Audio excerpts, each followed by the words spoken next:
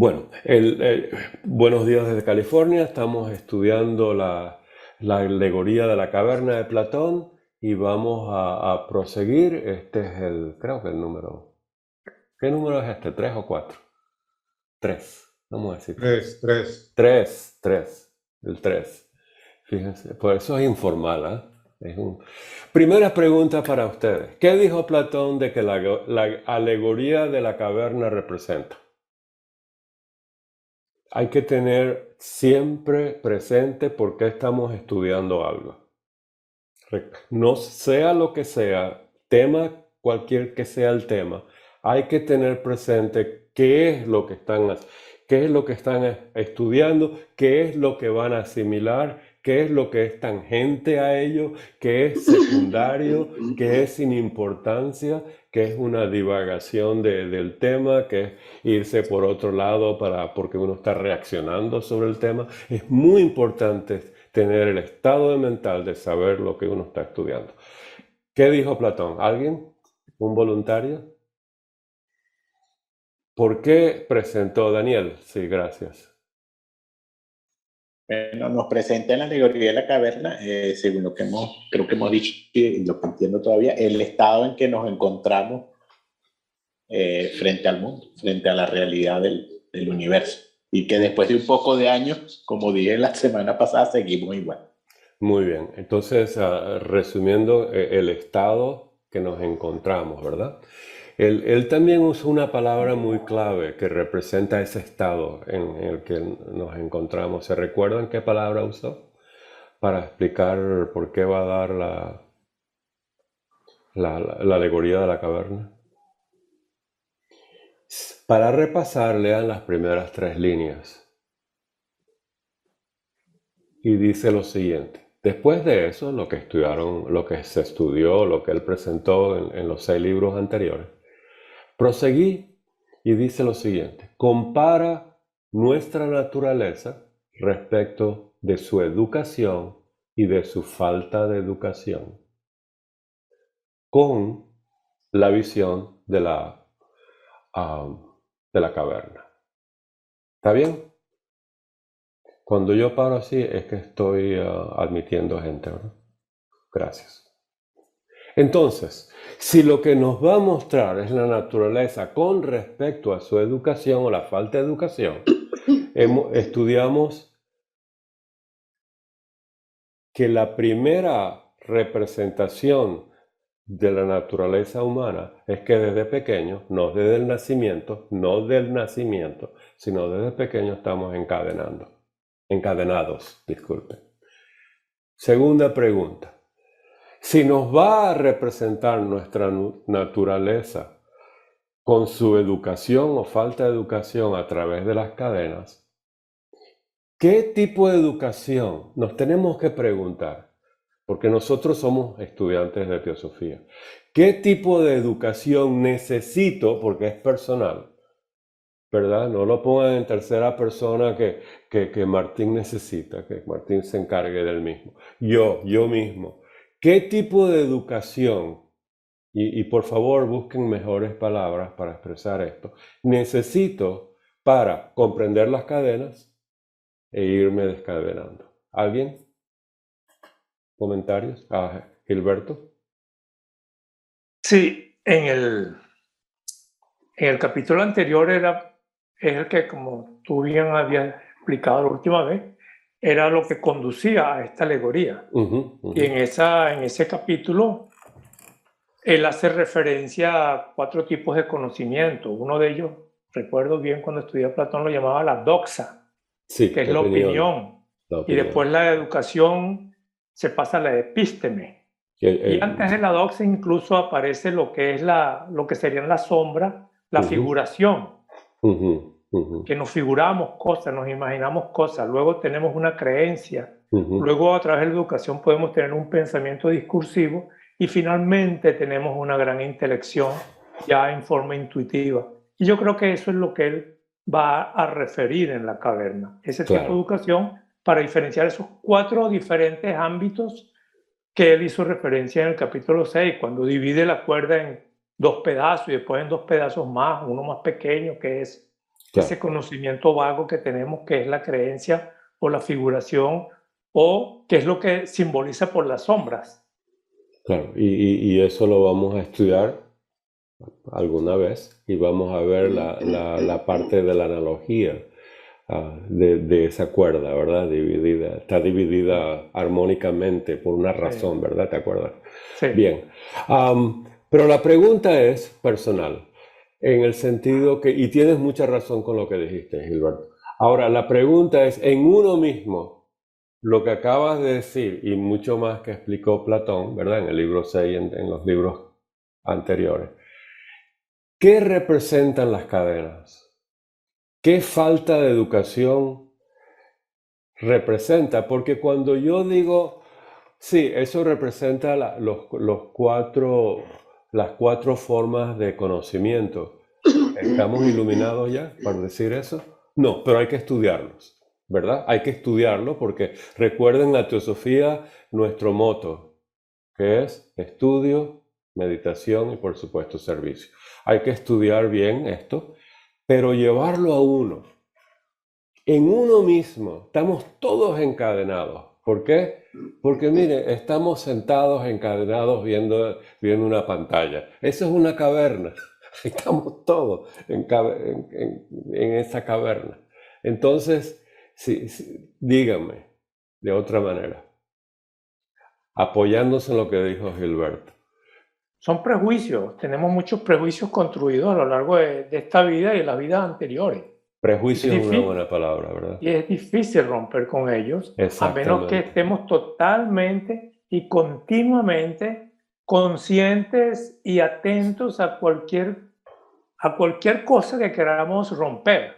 No lo vamos a romper de un solo golpe, sino tenemos que ir como mellándola con una lima hasta romper eslabón, la mitad de un eslabón. Yo rompí la cadena de la bicicleta la otra vez, es fácil. Oh, Dios mío. Pero la cadena... Eso es carísimo. No, es mucho más caro romper las cadenas que tenemos nosotros. Claro, cierto. Ahora bien, dijiste que prejuicio, ¿fue lo que dijiste? Sí. Prejuicio. Vamos a decir que prejuicio es una cadena. Sí. ¿Verdad? Apegos. ¿Y qué otros apegos, verdad? Entonces tenemos todas esas barreras que nos impiden ver la luz, ¿verdad? Sí, los condicionamientos. Condicionamiento. Busquen palabras que se aplican a ustedes mismos. Yo diría, no hagan un listado de lo que leen en los Yoga Sutras o en la Biblia, estos son los pecados cardenales. No, en ustedes mismos, nosotros mismos. ¿Qué es lo que en este momento me impide ver la realidad? Conciencia, Martín. La falta de conciencia. Vamos a decir conciencia es algo positivo, porque Platón dice, o su falta. Entonces, a tomar conciencia del estado que está uno, ¿verdad? Y trabajarla con la lima, ¿verdad? Miren, los que no tienen lima, Gilberto tiene varias, y él no las puede mandar por fax. Y bueno, ahí va uno trabajandito, ¿verdad? Con la lima. Entonces, ven, esto es lo que dice Platón. Cuando uno estudia la caverna de Platón, si no la interioriza, ¿verdad? No es un trabajo práctico, teosófico, sino es intelectual. En otras palabras, uno lo hace en tercera persona y uno no se ve como actor o actriz o actor. ¿Ok? Otra cuestión. Sí, dime. Sí. Otra cuestión, Martín, que nosotros vivimos, o por lo menos yo he vivido. Si tú estás en una posición de confort,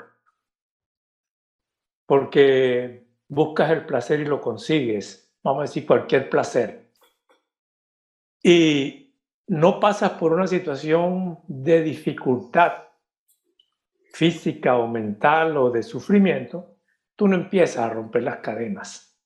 Entonces pareciera que es necesario entrar en una situación no confortable y con el conocimiento que estamos teniendo, porque cualquier persona puede entrar en una situación, por decir, de sufrimiento, pero si no tiene este conocimiento, si no se acerca a estas enseñanzas, lo que va a estar dando golpes es contra la pared, como que ¿por qué a mí me pasa esto? ¿Por qué a mí me pasa esto? En cambio, quien tiene esto que yo llamaría herramientas, cuando se enfrenten a esas situaciones de de no confortabilidad, entonces es más fácil aplicarlas y uno dice, esta es una oportunidad para romper una cadena.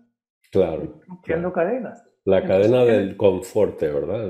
Sí, del confort y de lo que te esté pasando, que tú al aplicar lo que estás aprendiendo, dices, claro, esto es una cadena, ¿por qué yo me voy a estar preocupando por esto? Porque esto es algo que me llegó para que yo trabaje en esto. Claro. Entonces uno lo ve en ese sentido positivo y puede avanzar. O sea que uno tiene necesariamente que pasar por ciertas circunstancias que lo van a uno ayudar a aplicar lo que está aprendiendo y progresar. Gracias. Martín, tenemos a Jimena y después Teresa. Sería como una situación límite, obviamente. Que te porque limita, siempre, ¿verdad? Cualquier otra situación la puedes pilotear por el borde o pasarla o saltarla, pero yo pienso que eso es lo que te pega duro y que te hace reaccionar, digámoslo de esa forma, ¿no? Está bien, cierto, sí. Exactamente. Claro. Sí. Entonces tenemos a Teresa y a Dora. Sí, yo tengo una versión que es propia porque la de otro no la sé, y es cuando la vida te va dando por ratitos, es cuando tú empiezas a evolucionar. Pero sí, evolucionas. ¿Y para qué? ¿Para estar en tu yoyito y en nuestro confort? No. Para llevarlo al mundo. Para comprometerte en la vida. Es verdad que yo no sé hablar de muchas cosas porque hablo solo de lo que vivo. Y digo igual siempre lo mismo. Pero hoy creo que es importante. Es verdad que leemos a Platón. Sí, pero eso es lo que vivió él. Pero de ahí saco yo la esencia que me viene bien a mi alma. Claro. Pero no a mí, porque Tere no es nada. Estamos muy metidos en que yo hago. Claro que yo hago, pero no yo, sino mi interior. Gracias. Y no me quedo sin Gracias. hacer nada. Gracias. Gracias. No, a ti. Dora había levantado la mano. Dora, por favor. Sí, de acuerdo a tu pregunta, a la pregunta que nos haces, tendríamos que ver de que el alma está residiendo en su tumba, que es el cuerpo, ¿no es cierto? Nosotros llamamos el cuerpo. Y que previo a esta educación de la que se está hablando, a una disciplina en la educación, el elemento que nosotros nombramos, el nous, está dormido. Entonces la tarea es despertar, ¿no? Claro. Despertar. Claro. Entonces esa es para mí el paso, ¿no? De la educación y no educación. Claro. No educación es que está dormido. Y claro. hay que despertar a esta disciplina de la educación, ¿no? ¿Y lo sientes en tu alma? Eso es lo importante, ¿verdad? Es el despertar del el aspecto, despertar lo no ético, lo espiritual, ¿no? Claro, lo que quiero decir es siéntelo, ¿verdad? Siéntelo en esas palabras que salgan no de un libro, sino del alma. Yo sé que en tu caso sale del alma, ¿verdad? Tenemos a Daniel y Rafael. Bueno, yo solamente lo que me parece también importante de esta parte y de entender un poco lo que nos quiere dar Platón es que ante todo hay que entender y darnos cuenta personalmente que estamos viviendo dentro de la caverna y que estamos encadenados y entenderlo profundamente, porque hay gente que igualmente, aunque esté recibiendo enseñanzas, llamémoslo teosofía o cualquier tipo de enseñanza, sigue estando encadenado, sigue creyendo que no está en una caverna, siente que está liberado, que está en otro ambiente, que no forma parte de ello, cuando en realidad todos estamos aquí dentro de la caverna y encadenados. Y lo importante es pues entenderlo personalmente y buscar la manera poco a poco de ir soltando esas cadenas.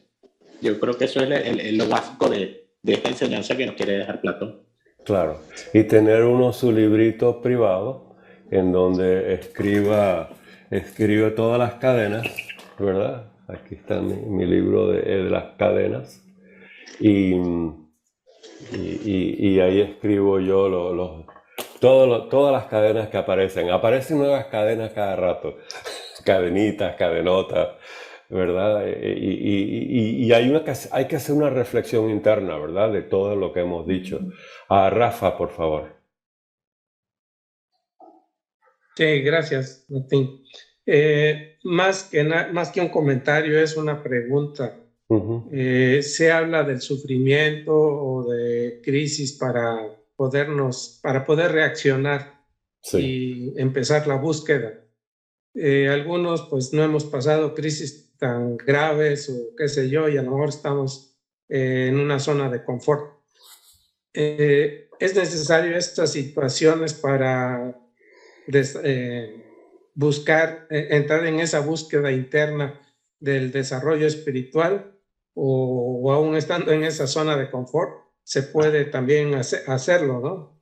O sea, a lo mejor se tiene una cierta ventaja porque estás en plena libertad de ir buscando, ¿no? No sé. ¿Qué opinas, Claro. Martín? Todo lo que dijiste es muy cierto, porque en tu pregunta está la respuesta, ¿verdad? Primero, cada persona está en un diferente... Estamos todos en la caverna, pero las cadenas son diferentes, ¿verdad? ¿Por qué? Porque tenemos una educación diferente. Y por educación no digo la primaria, secundaria, ¿verdad? Estamos hablando de educación teosófica, civil, virtuosa, psicológica, mental, espiritual. Sabemos concentrar, sabemos... tú entiendes lo que estoy diciendo, ¿verdad? Entonces cada uno está en un diferente plano de actividad y de búsqueda. De ahí que no hay una palabra que nos va a dar la realidad y la disolución de las cadenas. Es una búsqueda. Ahora bien, sobre, por ejemplo, lo que dijo Gilberto, de que si uno está en un estado de confort, no tiene experiencias y hay que buscar esas experiencias, es muy cierto, y de ahí hay muchas tradiciones que dicen, naciste en Los Ángeles, bueno, toma la Biblia y vaya a otros países para sacarte del confort y que busques la... ¿Tú entiendes? O sea, siempre están esos desafíos internos que los puedes hacer, pero no de una manera drástica. Digo yo, a nuestro nivel, por ejemplo, me voy a cortar mis dos manos para estar en un desconfort terrible. Oye, hermana, necesito ir al baño, llévame. ¿Entiendes? Entonces, ¿para qué vas a...? O sea, hay que hacerlo inteligentemente también, ¿verdad? En el sentido, estamos trabajándonos esotéricamente, mentalmente. ¿Cuál es ese confort que nos ata la mente a un estado superficial de vida, ¿verdad? Levantarnos a la mañana, tomarnos el café, ir al trabajo, volver, abrazar a todo el mundo, besos a todo el mundo, irse a la cama, levantarse en la mano. O sea, ese es un estado de confort, ¿verdad? Un hábito importante, hay que trabajar, pero en el sentido de cada uno va a buscar la educación necesaria para despertarse, ¿verdad? Y entonces el desconfort, y no sé si esa es la palabra, pero es muy importante, ¿verdad? Pero, ¿por qué lo estás haciendo? ¿Qué falta de educación te hace falta para completar la destrucción de una cadena que te va a permitir ver una realidad más allá de las sombras? Esa es la pregunta, ¿entiendes? Si vas a buscar una área fuera de tu confort diario, ¿qué te va a despertar en ti? Quizás ya esa la has trascendido, como dijiste al principio, ¿verdad? Uno tiene su karma, sus escándalos, pero por eso hay que saber a dónde uno va a ir, ¿verdad? Y ver qué cadena le impide ir ahí. Si para poder concentrarte en el alma universal, como nos pide la voz del silencio, tienes que romper 2, 3 cadenas. ¿Cuáles son esas cadenas? Y ese es el propósito de esta pregunta y el propósito de la alegoría de la caverna. Si queremos ir a estar uno con el sol, con la luz divina, la luz de Alaya, como nos dice la voz, ¿qué cadenas tengo que romper? Y cada uno es diferente, ¿verdad? Cada uno es diferente. Tenemos a Hermano de la Sociedad Teosófica Dominicana, ¿cuál es tu nombre? Se me olvidó. Felipe. Felipe, mira, nombre difícil, ¿eh? Felipe y después Enrique y después Gilberto. Felipe, en teoría, todos estamos en un proceso de evolución consciente, pero la caverna nos dice que no es verdad. Nosotros estamos en evolución inconsciente. Entonces, romper la cadena es desaprender todo lo que nosotros consideramos que era bueno, válido, porque tenemos que realmente comenzar ese ascenso hacia la luz, pero hay que romper la cadena, hay que desaprender, hay que tomar la evolución en sus manos. Eso es lo que yo más o menos creo. Qué lindo fue esa parte, hay que romper la cadena para irse a la luz. Entonces, ¿puede irse uno a la luz intelectualmente? Sin romper una cadena. No, intelectualmente no se llega a ningún lado, simplemente hacer un eso nos acusan a los teósofos, que intelectualmente podemos describir la luz. Pero realmente hay que ponerlo en práctica, hay que pasar por la noche oscura del alma varias veces. Eso me recuerda a lo de Gilberto, la noche oscura del alma, es muy cierto, ¿eh? Muy cierto. Platón prescribe cómo hacerlo, por supuesto, en su educación. Muy lindo. Ese capítulo lo vamos a ver en un futuro. Ok, gracias. ¿Ven la diferencia? ¿Poder explicar algo intelectualmente que no es el mundo de la inteligencia de Platón que nos hablaba Gilberto del libro sexto? Porque esa es una vivencia interna. El poder explicar simplemente es mental, ¿verdad? Yo lo leí, lo memoricé, lo comprendo, pero no, como dijo el hermano Felipe, no he logrado hacer eso, ¿verdad? Es lindo, ¿verdad? Este mundo que estamos trabajando en la caverna de Platón. Enrique, bienvenido. Sí, gracias, Martín. Sí, vos preguntabas recién cómo lo vemos el tema de la caverna en nuestra vida. Y en mi experiencia personal, yo lo veo muchas veces como atado a una falta de discernimiento. Y como uno no es igual todos los días, hay días donde yo me siento que estoy en la puerta de la caverna mirando para afuera y disfrutando el sol y mirando los árboles. Y hay días donde, bueno, como decía Tere, el karma te ajusta las cuentas y me siento como que estoy entrando a la caverna y me siento a veces como que estoy en el fondo de la caverna y tal vez la falta de discernimiento me haga pensar que esas sombras que veo tal vez son la realidad. Y después, bueno, por el discernimiento, por ahí más claro, como que me voy dando cuenta y en esa vorágine de entrar y salir de la caverna es como que ahí donde voy aprendiendo cosas y voy desarrollándome como puedo, ¿no? Según mi karma, según mi situación, según la situación con la vida, cómo se me van presentando las cosas. A veces me siento libre y a veces me siento como una luminaria llena de cadenas y bueno, y en ese ir y venir es en mi vida como yo voy viendo esto de la cadena de la cueva de Platón. A la alegoría de la caverna.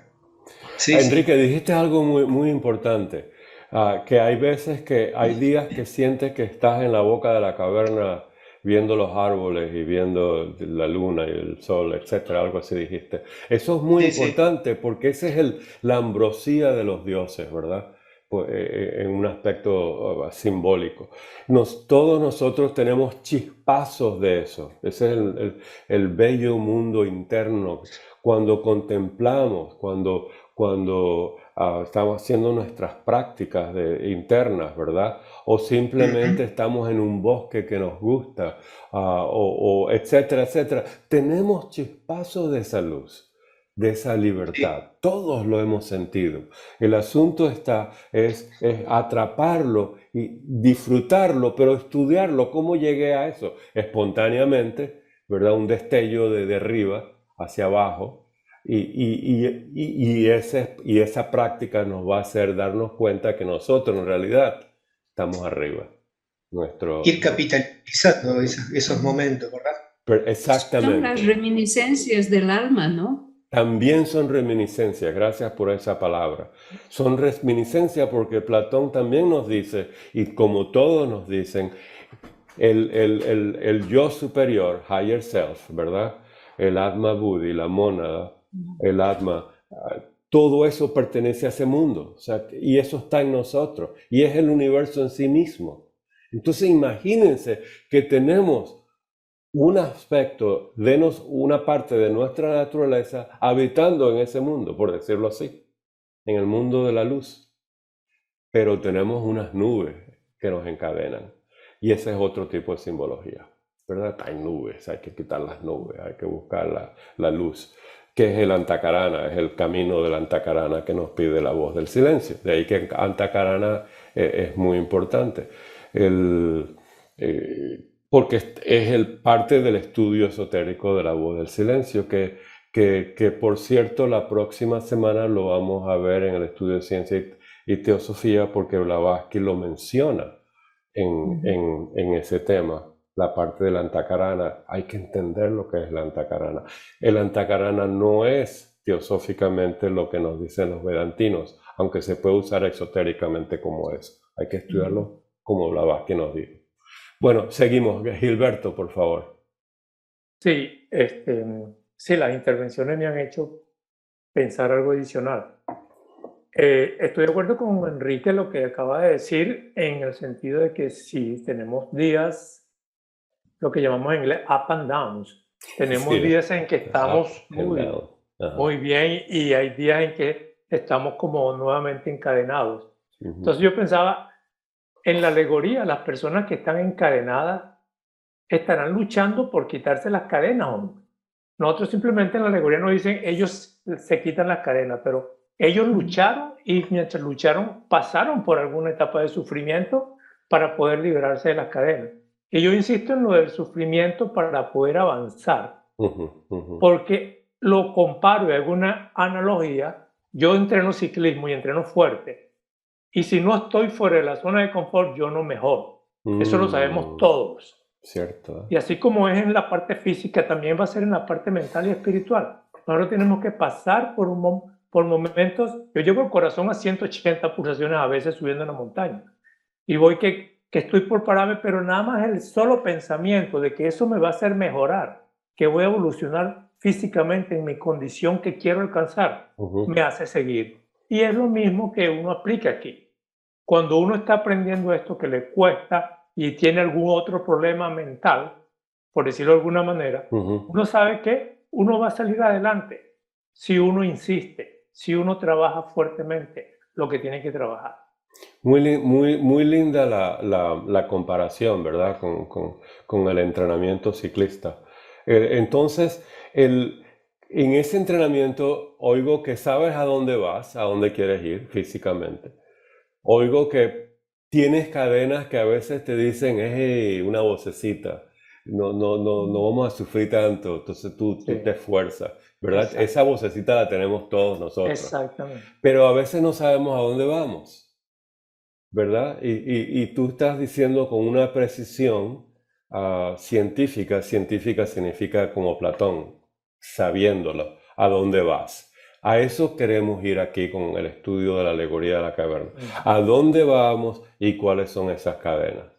Y entonces, como dices tú, esforzarnos para romperlas. Quizás es una palabra que se aplica porque es cadena física, pero ¿qué significa eso mentalmente y espiritualmente, verdad? ¿Qué significa eso psíquicamente y vitalmente? Todos esos son niveles de trabajo, ¿verdad? Como me despertaste una cantidad de ideas, es una lluvia de ideas con esa simbología. Martín, tiene para en el ámbito espiritual y ya no físico, tiene dos componentes importantes para mí, que es el deseo y la voluntad. La voluntad para ir hacia donde tenemos que ir y eliminar el deseo de ir hacia abajo o de, mata el deseo, como dice. ¿Y de dónde viene la educación de saber a dónde uno va? ¿Dónde está la meta? ¿Cómo vino la meta? Y estamos hablando ahora espiritualmente. ¿Cómo sabe uno que se está encadenado 9 millones yo diría que es la intuición. Se abre la intuición. Se abre la intuición. O la reminiscencia de algo yo digo, superior. De acuerdo a lo que hemos estado haciendo, me llegó la hora. por decirlo de alguna manera. Muy lindo, gracias Gilberto. A Dora y después tenemos a Merced. En cuanto a eso que hablas, Martín, más que romper, porque se está atravesando un ciclo, ¿no es cierto? Un caminar. Entonces, más que romper sería un emanciparse, ¿no? Algo así como pasamos de una etapa a otra. Nos emancipamos de aquello que nos tenía hacia abajo, ¿no? Estamos pasando hacia otras etapas. Y al igual que un adolescente o un adulto se emancipa de aquello que ya quedó atrás, y tiene que pasar hacia otra etapa, ¿no? ¿Y qué es lo que encadena? Son los sentidos, ¿no? Son lo sensorial.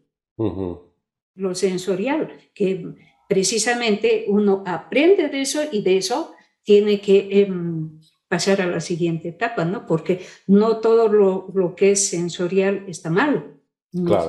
Claro. Claro.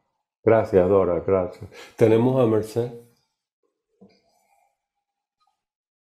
Recuerda que estás sin sonido.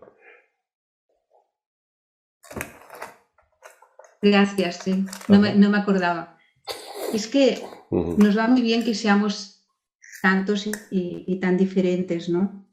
El tema de la conciencia, el despertar de la conciencia, el ser conscientes a través de esa conciencia de lo que somos, de dónde estamos, de qué estamos haciendo, qué queremos hacer. Esto es algo que precisamente hemos estado pues trabajando un poco en el instituto desde hace un tiempo y realmente tiene mucho que ver con lo de la alegoría de la caverna, ¿no? Porque a mí me viene como una de las cadenas más difíciles es la pereza. La pereza mental. La pereza física más o menos se puede arreglar, pero la pereza psicológica, la pereza mental que busca excusas y que encima esas excusas tienen sus siempre justificaciones, ¿no? Que en el fondo dice que cuando te justificas es cuando seguro que hay eso. Entonces, en mi caso, la única cosa que me ayuda es el servicio, porque tengo una gran cadena de pereza. O sea, no me movería, aunque tenga un gran anhelo o una gran necesidad espiritual, hay otras partes que siempre pues están como mucho más ralentizadas, ¿no? Sí. Y entonces, bueno, en cambio, cuando es para los demás, entonces no hay pereza, es que ni te das cuenta. Entonces, por eso, a cada uno, dependiendo de qué estamos hechos, nos va mejor una cosa que otra, ¿no? Naturalmente, la voluntad con mayúsculas es la que nos da la fuerza para poderlo hacer. Pero ese poder hacerlo por los demás de una manera, incluso diríamos, alegre, porque te da alegría interna sin esperar otra cosa, pues en mi caso es la que me va mejor. Me alegra para mucho. Ayudar a empezar. No, es lindo que una persona se conozca a sí misma, ¿verdad? Y por lo menos esa cadena parece que es bastante fuerte, ¿verdad? Y todos tenemos muchas cadenas, ¿verdad? Gracias, muchas gracias por compartir algo personal y ese es nuestro trabajo, el descubrir cuáles son las cadenas y entender hacia dónde vamos y cómo trabajarlas y apoyarlas en las que ya hemos superado, ¿verdad? Como Merced la hace muy bien, en lo que ya que tenemos una herramienta de trabajo conquistada o más o menos conquistada, apoyarnos en esa para eso es algo bellísimo, ¿no? A ver, tengo varias manos y no me acuerdo el orden, pero vamos a darle a Luis. Tenemos Luis, María Acevedo y Andrés, por favor. Y con Andrés terminamos esta parte y continuamos, ¿ok? Porque ya ven que el trabajo personal es personal y es importantísimo, por favor, y continúenlo. Luis, por favor. Muchas gracias. Una pequeña reflexión con relación a este tema.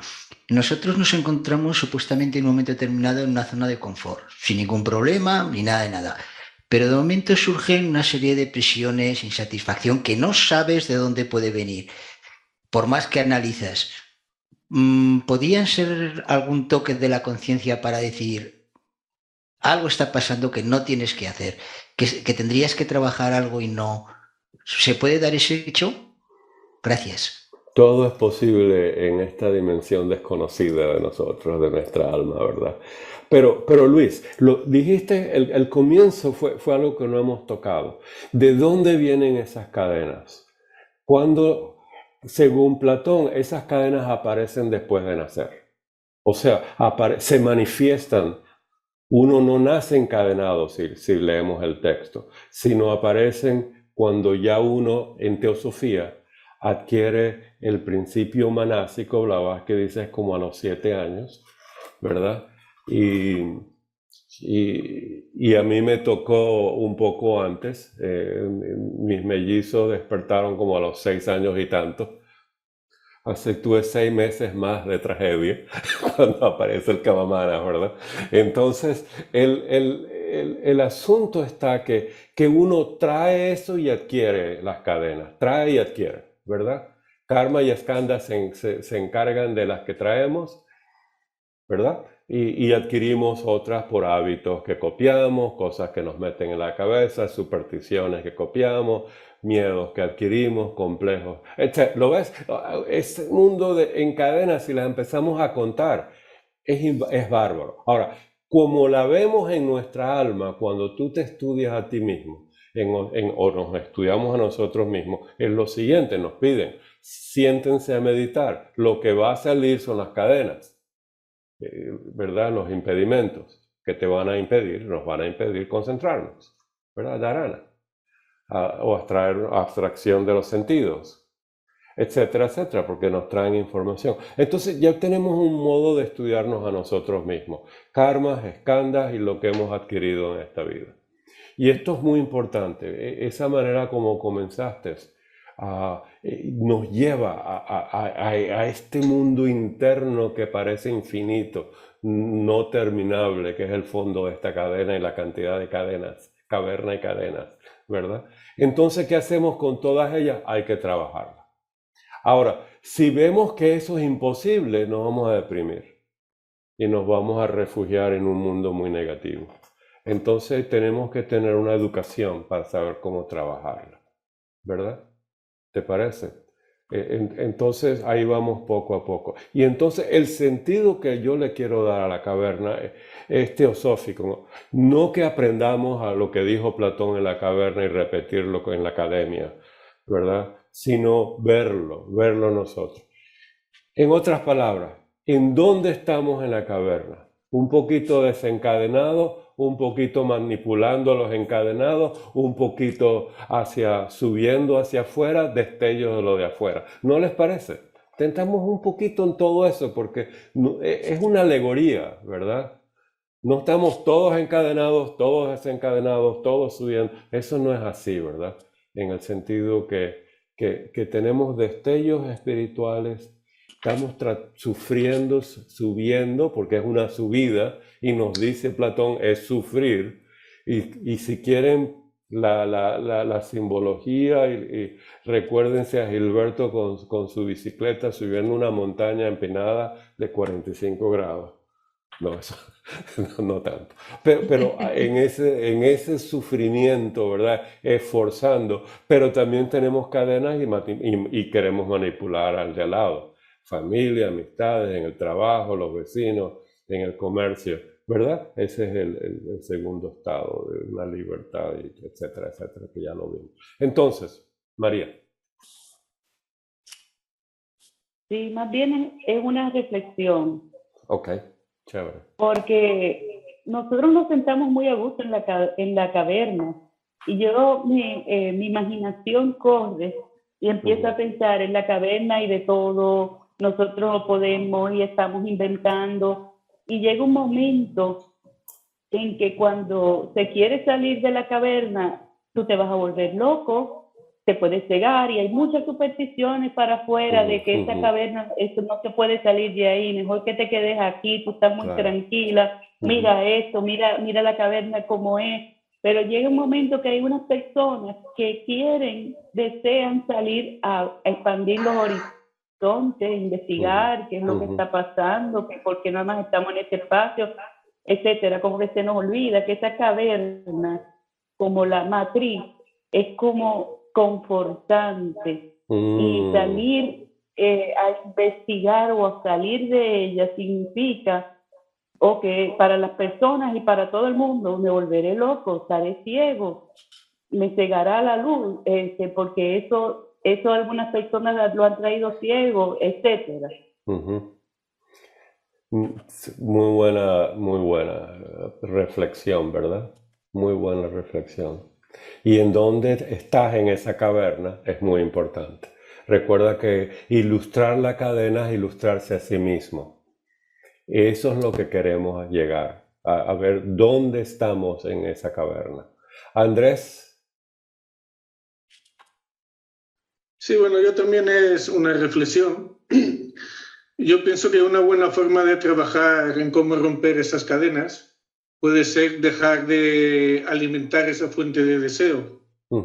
Porque las cadenas que más nos cuestan de romper son precisamente aquellas que no podemos ver. Y nosotros podemos pensar que hemos roto esa cadena y a cabo del tiempo tropezar y darnos cuenta que seguimos encadenados a ella. Tenemos que trabajar ese punto también. Claro. Entonces hay que hacer una lista de las cadenas que uno sabe que tiene y de la posibilidad de que las tenga. ¿Por qué sabe uno que tiene la posibilidad de tenerlas? Por la manera como uno es en el mundo si no está despierto, ¿verdad? Si uno se ve actuando y ve cómo el mundo reacciona a uno, al acto de uno, entonces uno ve, oye, Martín, no te has dado cuenta de que tienes esta cadena, tienes este problema, tienes esta situación, y el mundo se refleja de esa manera, ¿verdad? Te está reflejando. Entonces hay posibilidades de descubrirse con amistades, con familiares, o uno observando, ¿verdad?, cómo el mundo reacciona y ver qué cadena tiene que uno no se ha dado cuenta. Hay herramientas muy bellas ahí para estudiarse físicamente, psicológicamente, mentalmente y espiritualmente, ¿verdad? Espiritualmente es la unión con el todo, ¿verdad? Y el aspecto de servicio a la humanidad, ¿verdad? A menos que uno quiere renunciar al mundo, ¿verdad? Como los patriarcas budas. Bien, continuamos. Recuerden que esto es el trabajo. Cuando se lee un aspecto de la caverna, llevarlo a nosotros. ¿En dónde estoy? Y por lo general estamos ahora como estudiantes de teosofía un poquito en cada aspecto de eso. Y lo de arriba son vislumbres. ¿Estamos de acuerdo más o menos? Todos tenemos vislumbres de afuera. Eso es lo bello. Eso es lo bello. Y esos vislumbres se traducen ¿cómo? En ideas luminosas.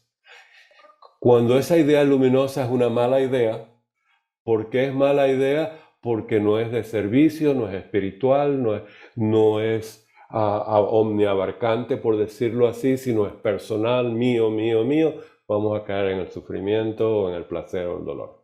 O sea, tenemos que hacer la prueba de los destellos, de dónde viene ese destello, de la luz falsa dentro de la caverna o de la luz verdadera fuera de la caverna. Esa prueba es una prueba platónica que está en el libro sexto, lo vamos a estudiar después, ¿verdad? Hay que saber de dónde viene la luz. ¿Ustedes se acuerdan la pintura teosófica que se llama el sendero, el path? De paz? Yo he dado algunos seminarios, cada vez que voy a algún sitio la muestro. Es una pintura pintada por aquí en California de un teósofo de Pasadena. Yo la tengo aquí está, ¿la ven? Y búsquenlo así, The Path. Y Reginald, el nombre, estos nombres en inglés son más difíciles, pero el nombre es Reginald. Ahí van a ver las dos luces. La luz de la opinión, la luz personal, y ese es un maestro con discípulo, y la luz que viene de Alaya, lindamente representada. Busquen The Path en inglés. Esa es otra, pero esa es la idea, ¿verdad? Y se llama Reginald algo con M. Se me escapó.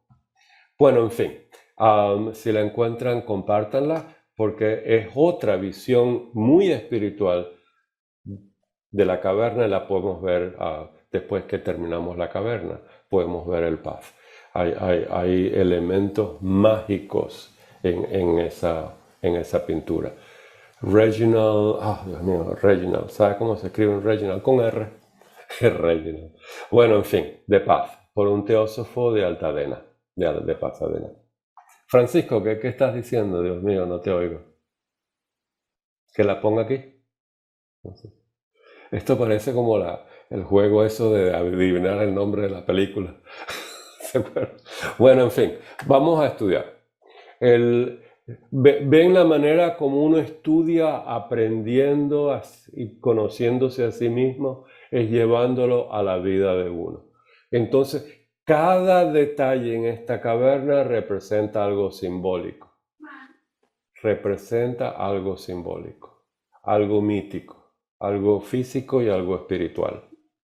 Esos son los niveles de los símbolos, ¿verdad? Eso también está, Blavatsky nos explica, las 7 dimensiones de los símbolos, ¿verdad?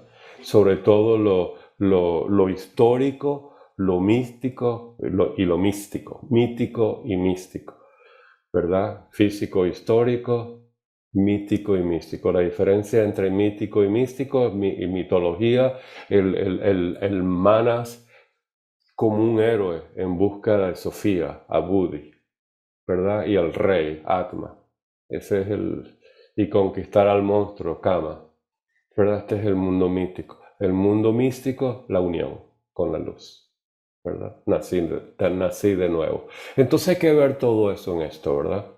Recuerden que hay un fuego en la caverna que proyecta sombras, como nos dijo Gilberto en el libro 6, en lo más bajo, el conocimiento más bajo que nos presenta Platón es las sombras, que uno tome sombras por realidades. Sombras por realidades. ¿Qué significa eso? Ese es en este párrafo. En primer lugar, ¿crees que han visto de sí mismo o unos a los otros? No sé, ¿verdad? Otra cosa que las sombras proyectadas por el fuego. Entonces, ¿qué es el fuego? ¿De dónde viene la luz de las cosas que creemos que conocemos? Nos dice Platón, si ves lo físico, si ves lo psicológico, lo sensorial, como nos dijo la hermana, eso es luz de fuego. Si ves su esencia, ves su arquetipo, ves su propósito, ves su realidad, eso es luz del sol. ¿Ven la diferencia?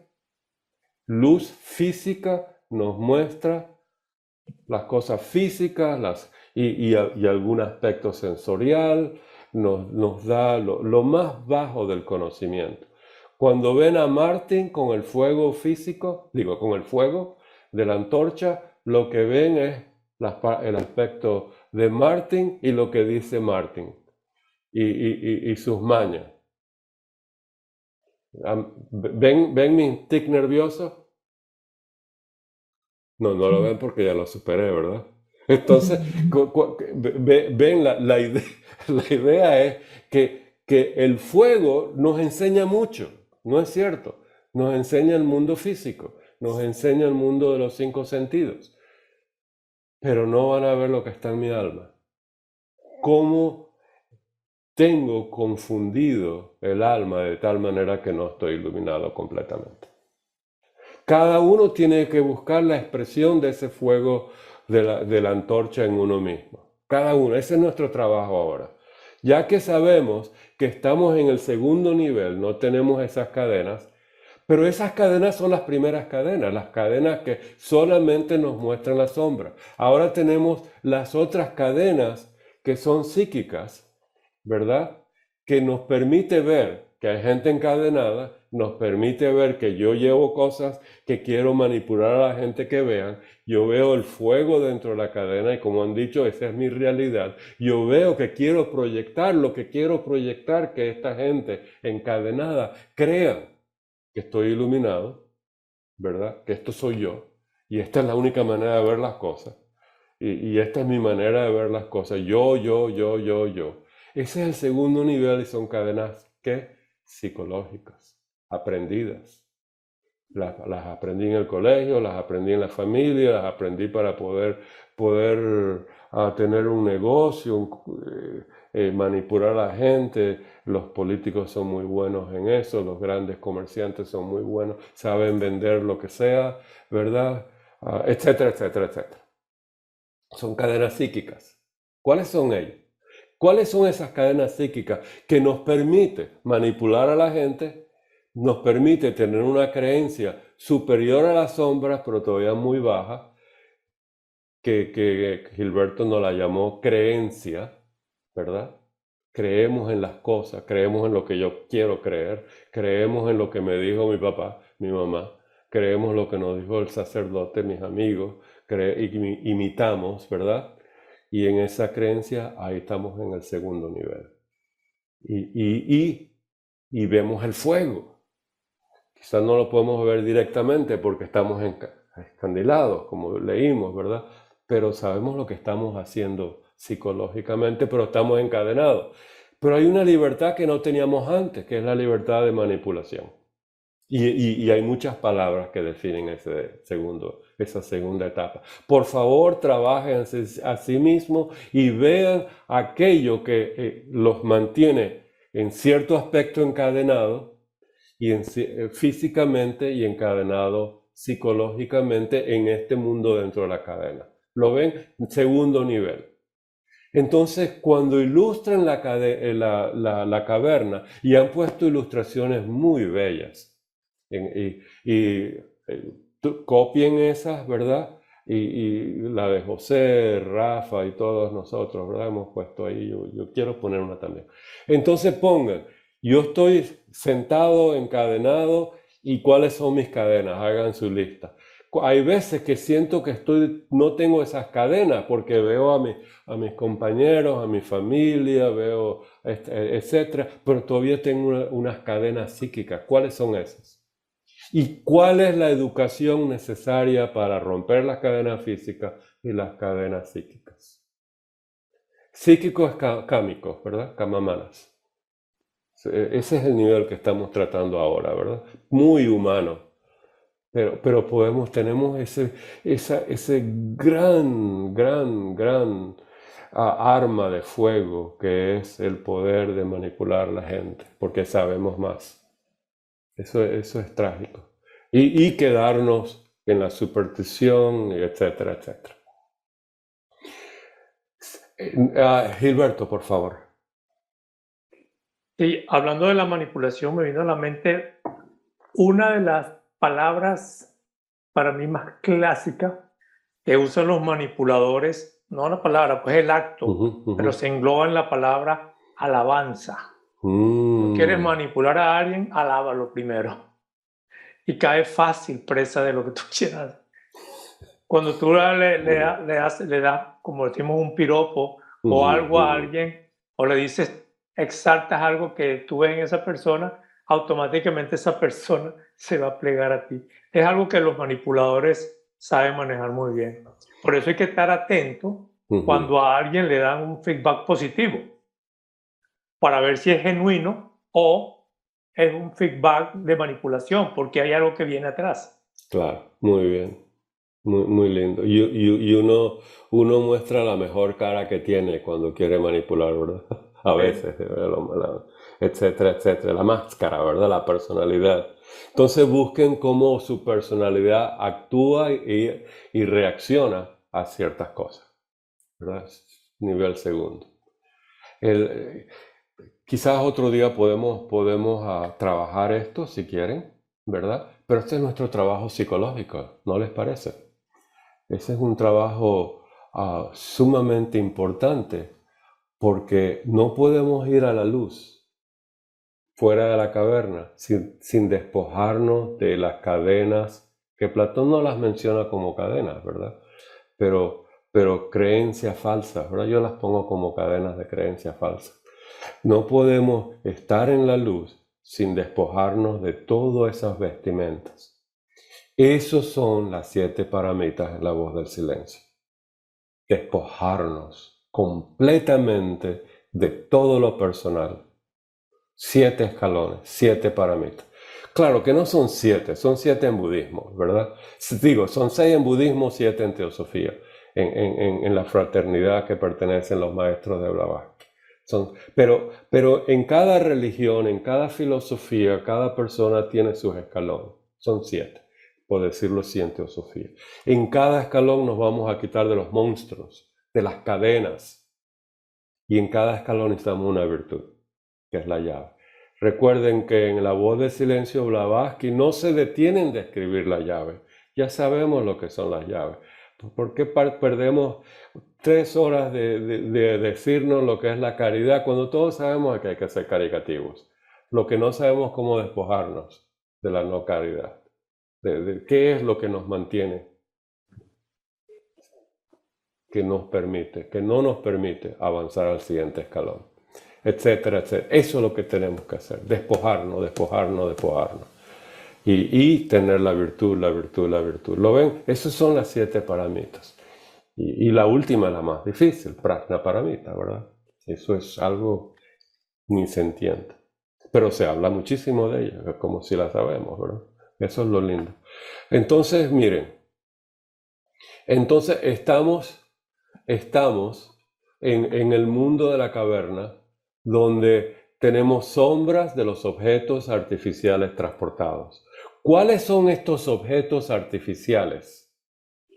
Primero, ¿quiénes los transportan? Son los que están liberados de la caverna, pero en la caverna. ¿De acuerdo? Están detrás de los que están encadenados, ¿verdad? Eso lo leímos. Y tienen en su cabeza objetos. Y la luz de la antorcha da la sombra de ellas en la caverna. En la pantalla de la caverna, donde están los encadenados mirándolos a ellos. Entonces, lo que nos quiere decir Platón en este momento es que estamos trabajando nosotros para que los que están encadenados vean lo que nosotros traemos en la cabeza, nuestras ideas. Pero estas no son las ideas platónicas, estas son las ideas personales. ¿Lo ven? Nosotros proyectamos lo que queremos que vean. Y la gran mayoría de ellos que están abajo, en la caverna, como nosotros, proyectan lo personal. ¿Lo ven? Estos objetos artificiales son lo que nosotros queremos que vean y por la cual los vamos a manipular, los vamos a darle una idea de confort, como han dicho ustedes, y etcétera, etcétera, etcétera. Tenemos a Felipe. Ya me acordé de tu nombre, Felipe, sí, ¿verdad? Hermano, y si aquellos que están manipulando y son los que llevan los objetos, ¿qué tan esclavos están ellos y qué tan encadenados están ellos? Porque yo no creo que sean libres. Ajá, muy bien. Entonces hay 4 grados de libertad, ¿verdad? Recuerden lo que no hemos estudiado, pero que no lo repasó Gilberto. Hay 4 grados de libertad. La más baja es creer que las sombras son reales. La segunda es la libertad de creer que mi idea es lo real. Esta es la segunda. Objetos artificiales transportados.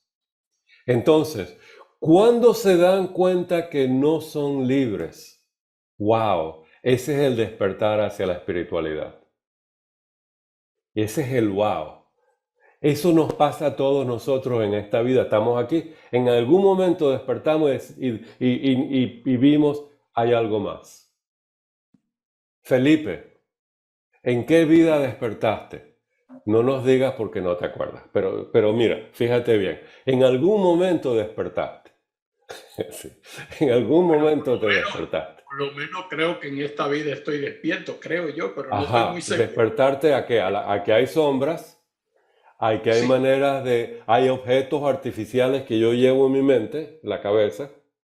¿Te recuerdas? La cabeza es la mente, ¿verdad? Manas, camamanas en este momento. Y cuando despertamos a la espiritualidad, ¿qué significa? Tengo que ayudar al prójimo, tengo que amar al semejante, tengo que tener compasión a lo budismo, ¿verdad? Empatía, algo así le dicen hoy en día. Tengo que tener amor, tengo que trabajar por el bien común, tengo que trabajar por la humanidad, tengo que aprender lo que es. Hay algo más que la antorcha, ¿verdad? Detrás de la antorcha hay una luz natural, bella, que la antorcha es un símbolo artificial y pequeño. ¿Cuándo te despertaste en esta vida? ¿Te acuerdas? ¿Lo trajiste ya a los 7 años cuando se despertó tu manas en ti? ¿Lo traías ya? En mi caso, a los 7 años, lo que yo quería era comer mango verde en Maracaibo. Mango verde. Y no dejaba que se madure. Bueno, ¿cuándo me desperté yo? ¿Quieren saber? No, porque no les interesa. Lo importante es verse a sí mismo. ¿Cuándo se despertaron a que si hay sombras, si hay algo, fuego artificial, si hay algo que yo estoy vendiendo a la humanidad, a mí mismo, hay algo más? ¿Cuándo se despertaron a eso? ¿Alguien quiere comentar en sentido general o particular? A mí me pasó como a los 17 años más o menos. El primer destello, ¿verdad? Donde de verdad pensé, por primera vez pensé. Y dije, wow, yo puedo pensar esto. A ver, Enrique, por favor. Sí, a mí me pasó algo extraño. Yo como ser tuve que salir a trabajar muy de joven, a los 12 años. Wow. Y no sabía absolutamente nada de teosofía ni nada por el estilo. Era un chiquitín que había terminado un poco la escuela y ya tenía que empezar a trabajar. Y recuerdo que cuando esperaba, acá le decimos colectivo o bus, el que me trasladaba de mi casa al trabajo, había un puesto de revistas y había una revista que se llamaba Karma 7. Y claro, yo era muy pobre, no las podía comprar, pero veía, en ese momento cuando leí la palabra Karma 7, sentí un vuelco adentro, se me dio vuelta todo el mundo, no sabía qué era, pero esa palabra era hipnotizante. Todos los días que esperaba el colectivo me paraba a mirar la revista hasta que un día pude comprar una, que la tengo acá, hace como 40 años que la compré. La piedra filosofal te transformó de bronce a plata. En oro. No, hay que ser humilde, Enrique. Mira, la falta de humildad es una cadena. Ok, de bronce a plata, por favorcito. A bronce ilustrado. Ok, ya estás más cerca de la realidad. Mira, qué linda historia. Entonces fue una piedra filosofal la revista y la palabra. Claro, eso me dio a mí la pauta que yo ya traía de otra vida, de mi vida anterior, traía esos escándalos, pero hasta los 21 años que no di con la Sociedad Teosófica, no pude realmente encontrarme con este conocimiento, así que eso me dio la pauta con el futuro de que mi personalidad, o sea, ya traía los escándalos de todo esto, pero hasta los 21 no pude despertar, por así decir, entre comillas, a estas verdades que estamos estudiando hoy. Qué lindo, muchas gracias. Entonces, hagan un recuerdo de ese momento porque hay que atesorarlo. En esta vida, ¿qué los despertó? De la segunda etapa a la tercera etapa, ¿verdad? Y recuerden que Platón las describe como metales también, de ahí tomaron la parte alquímica, de bronce, hierro, plata y oro, ¿verdad? Las 4 etapas, que coinciden más o menos, ¿verdad? Con los 4 segmentos de esa línea que divide, ¿verdad? En el libro sexto. Veo que está Dani con la mano levantada. Dani, la levantaste, ¿verdad? Sí, Martín. Dime. Gracias, Enrique. Dani. Yo diría que para mí era algo que yo sentía desde muy joven. Ajá. Que algo más existía. Que las religiones no me daban completamente lo que yo quería o tenía que sabía qué hacer. Pero fue el momento en que un ser querido, muy querido mío, falleció en mi brazo. Oh, wow. Y eso me llevó a entender más sobre la muerte y el tránsito que pasa después de la muerte. Eso fue mi punto. Muchas gracias, Dani. Muchas gracias. Muchas gracias. Ese fue wow, de la piedra filosofal lo llamo yo. Felipe. Déjenme contar la historia rara. Pero cortico. Realmente, Okay. Realmente el despertar mío es cuando yo dejé de ser ateo. Mi ateísmo comenzó después que yo salí de un seminario religioso. Ahí comenzó mi ateísmo y duró bastante tiempo. Cuando yo comprendí que el Dios que me estaban vendiendo no era el que realmente era verdadero, ahí comenzó mi Oye, Dios es grande, que te hizo ver eso. Sí, yo lo agradezco a quien sea. Le agradezco. Sí, sí. Muy interesante, ¿verdad? Bueno, cada uno es diferente. Una linda experiencia, ¿verdad? Teresita. Sí, muy corto. Yo tuve a mi marido 27 años enfermo y a través de ahí empecé a pensar el por qué y a través de ahí un sacerdote de mente abierta, no de lo de ahora, pues me dijo, Teresa, sigue estudiando teosofía porque primero te conocerás a ti misma, después te servirá para tu marido y después para el mundo, y así ha sido. Perfecto. Gracias. Y ahí está, en todo lo que hemos dicho, está la solución. Llega un momento donde despertamos a algo más que la caverna. Hay algo más que la luz de la caverna. Por favor, miren intelectualmente, emocionalmente, espiritualmente, ese momento que hubo el cambio, hubo una transmutación, ¿verdad? Que ya la traían de vidas pasadas, ¿verdad?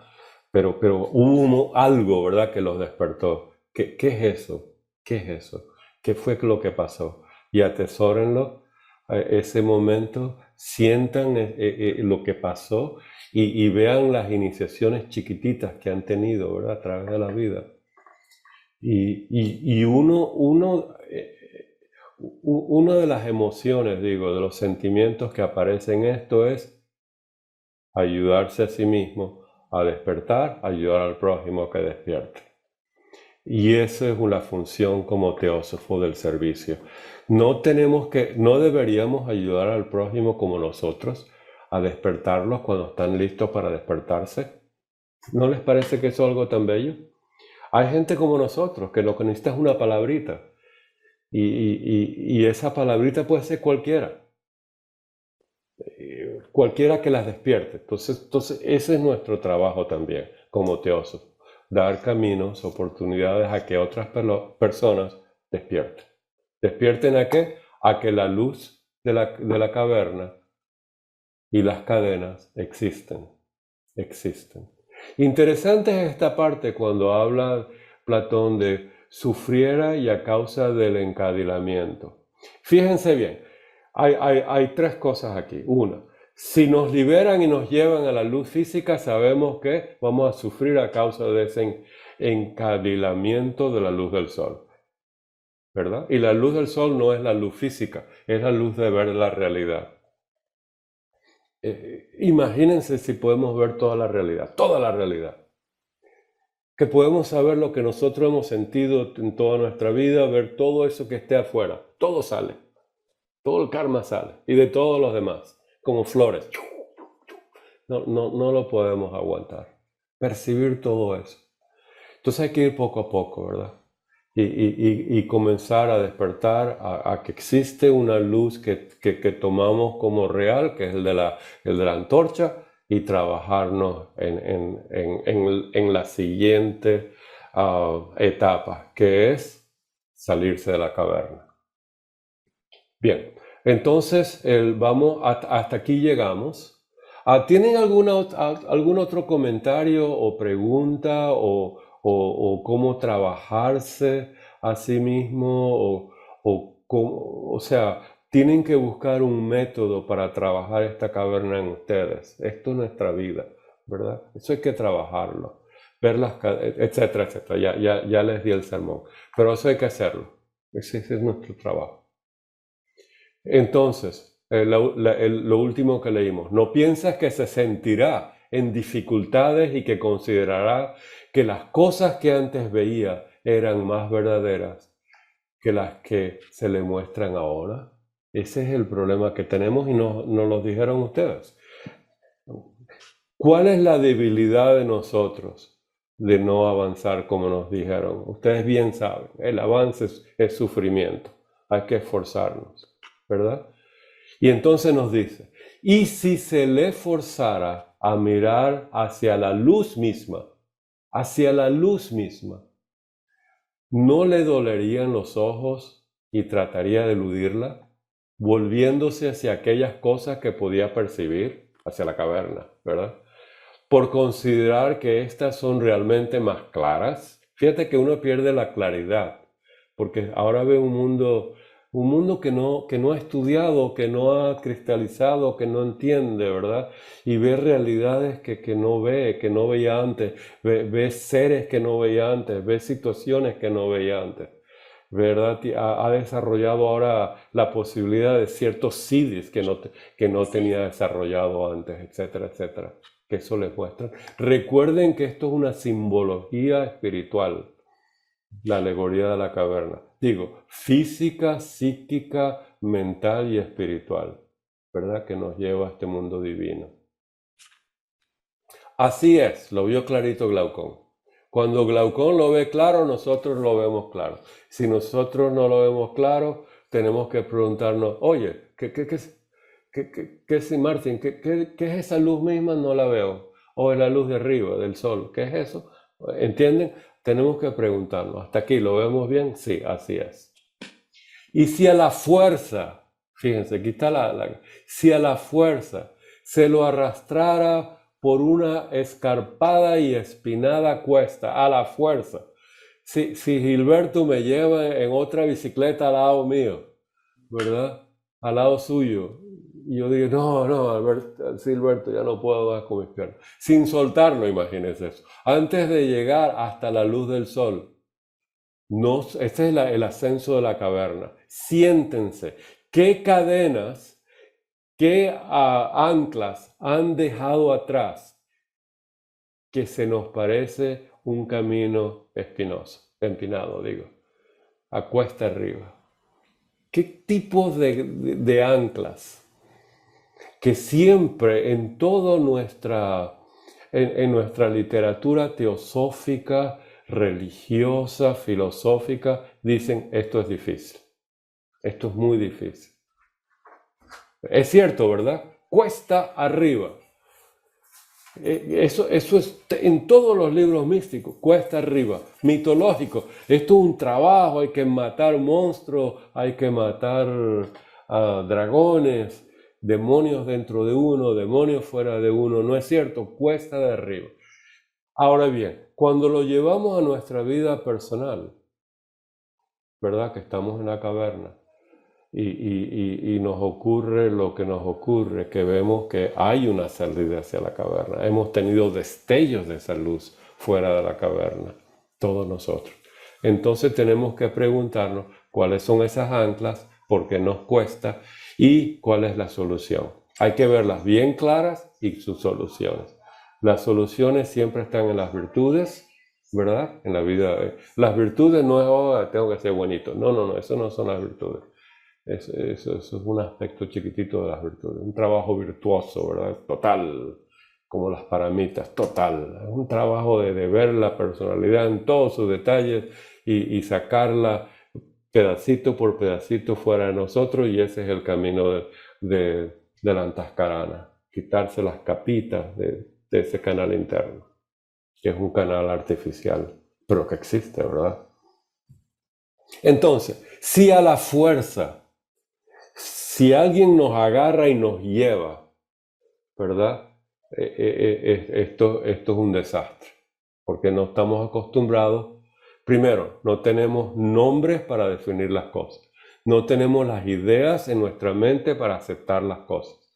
No tenemos la evolución natural de una mente, de un cerebro que pueda aceptar estas ideas, canalizarlas y hacerlas una imagen que podemos compartirlas a nosotros y a otros. Busquen todo este vocabulario que Platón nos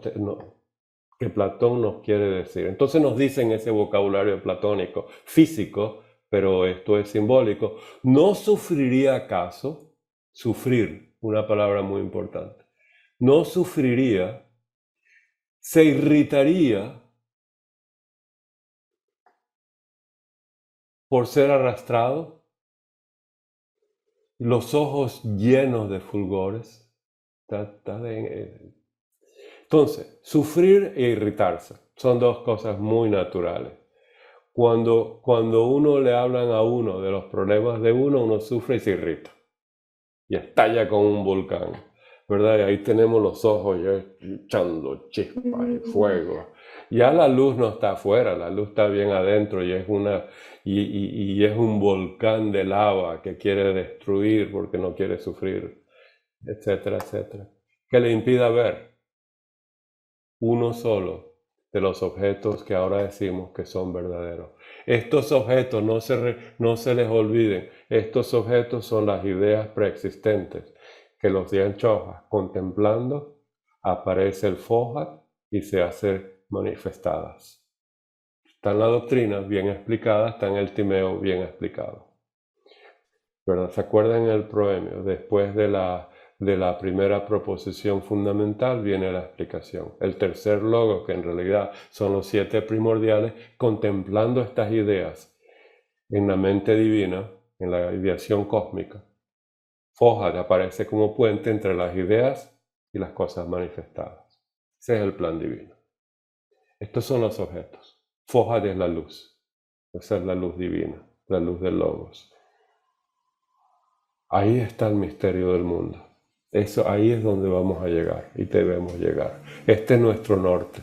Esta es la subida en bicicleta. Esta es la subida en nuestro Antacarana. Hasta ahí vamos a llegar, a Laya, ¿verdad? Y nos graduamos. Entonces, ¿cómo lo describe Platón? Sufrir, irritación, tendría los ojos llenos de fulgores que le impediría ver las ideas luminantes. No, yo no quiero ver al ser divino. Yo soy así, así está bien. Yo soy así está bien. Y lo que he hecho está bien. Y lo que hago está bien. Y es lo que puedo hacer. Entonces viene la madre dentro de nosotros. Oh, sí, pobrecito, sí. Eso es lo que puedes hacer. No te esfuerces más. Bajemos a la caverna, a nuestra zona de confort. ¿Verdad? Teresita, por favor. Sí, quería decir algo sobre esto, muy cortito también. Bueno, yo tengo, como persona que soy, pues no soy perfecta. Y tengo un gran problema en mi vida, pero fíjate lo que es la teosofía, que gracias a ella, mi cuerpo es el que sufre, pero mi alma me dice, aunque esté sufriendo tu cuerpo, tú tienes que llegar a lo que haces. Claro. No sé, no me sé explicar bien. Sí, está muy bien. El cuerpo puede sufrir, pero el alma, el alma no sufre, no se irrita, el alma no se llena de fulgores. Te doy gracias siempre a la teosofía, porque es de la única manera que puedo llevar y poder estar así. Y tengo unos momentos muy malos, pero salgo de ellos con las herramientas. Gracias. No, gracias a ti. Entonces, a eso queremos llegar, ¿lo ven? Tenemos que entender, comprender cuando cuando nuestra alma está en un motín, se motina, ¿verdad? Cuando dice no a la luz, porque yo soy yo soy yo y estoy bien, ¿verdad? Entonces tenemos que ver cómo reacciona nuestra alma. Muy importante. La manera más fácil que el alma reacciona cuando se le dice cosas verdaderas es irse a un tangente, fantasear, quedarse dormido, no prestar atención, evitar el tema, ¿verdad? Eso lo hacemos inconscientemente y naturalmente. Lo más importante lo perdemos. Lo oímos, pero estamos dormidos. Lo oímos, pero estamos fantaseando. Lo oímos, pero estamos en otra parte más importante. Esas son las cadenas, ¿verdad? Si queremos prestar atención a algo, tenemos que entender lo que es la voluntad. Dani, por favor, acabo de ver tu mano, disculpa. Sí, Martín, siempre se me ha dicho en la teosofía que el alma prepara su camino en esta evolución y tú ni yo podemos forzar a nadie a cambiar ese destino de esa alma en el transcurso de este ciclo de vida. Claro. Eso es que si tú empujas algo ni diciéndole lo que sea, si el alma no está lista para hacer ese cambio en ella, sufre tú y su... Muy bien dicho. Y eso lo que significa, si a la fuerza lo llevamos a un estado. Y eso es como, por ejemplo, decirle a alguien, despierta a la luz del sol, estás totalmente en una ilusión de tu alma animal. Sí, alma animal. Y entonces uno no puede. Es algo imposible. Muy lindo, gracias, Dani. Entonces dice Glaucón, por cierto, al menos inmediatamente no va a poder. ¿Qué significa ahora? Recuerde, antes de salirse del tema de los objetos, que son verdaderos, uno de los trabajos teosóficos, el estudio de la doctrina secreta, es buscar estos objetos, estas ideas arquetípicas universales.